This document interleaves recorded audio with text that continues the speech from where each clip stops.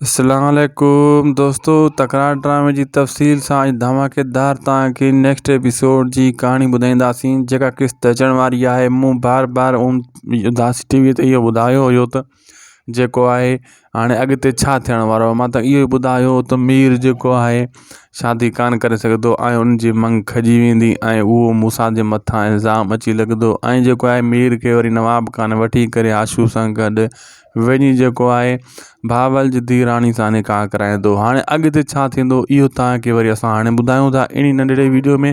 पहिरियां इन खे पूरो ॾिसो दोस्तों, जीअं तव्हांखे सॼी कहाणी सम्झ में अचे। थी सघे त शाहिद खोसो व्लॉग यूट्यूब चैनल खे ज़रूरु सब्सक्राइब कंदा, असांजे पेज खे बि फॉलो लाइक इन वीडियो खे अॻिते शेयर बि ज़रूरु कंदा।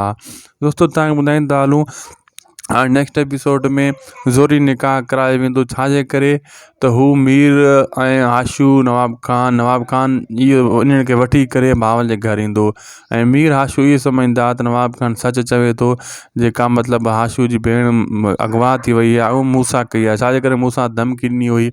दोस्तों हाणे जेको आहे बख्शल खे मराए नवाब खान पुलिस नवाब मूसा जे पोयां लॻाए छॾंदो। मूसा इहो कमु करण खां बची वेंदो, मतिलबु आशू जी भेण अगवा करण जी जेको मनसूबो मूसा ठाहियो उन खां पहिरियों ई नवाब खान पंहिंजे वाठनि जे ज़रिए हुनखे उतां अगवा कराए वेंदो। ठीकु आहे, उहो इल्ज़ाम नवाब खान आशू जे हणंदो, मूसा ते हणंदो। आशू ऐं मीर खे त पहिरियों ई ख़बर हुई मूसा धमकी ॾिनी आहे। इहे सभु गॾिजी भावल जे मथां हमलो कंदा। भावल खे ख़बर ई न हूंदी ही छा थी वियो। छाजे करे भावल अगरि मूसा इहो कमु करे आहे त भावल बि उते न हुजे हा, होशियारु हुजे हा, लेकिन उनजी धीराणी सां ज़ोरी निकाह कराए वेंदो ऐं जेको आहे मूसा पुलिस जे हथां हथीको ऐं हिकु साइड थी वेंदो। दरिया खान बि अहिड़े हिसाब सां दोस्तों अन क़रीब हिकिड़ो भावल जो दोस्त यानी हाकिम खान बि ज़ाहिर थींदो, जेको ज़ाहिर ज़िंदगी ड्रामे में हुयो।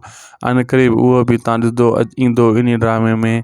ऐं जेको आहे हाणे इहो ड्रामो नओं रुख वठंदो ऐं जेको आहे नवाब खान धोखो कयो भावल सां। भावल खे वाइदो ॾिने मां तव्हांजे मथां का बि शरारत न कंदुसि ऐं ईअं ई कई।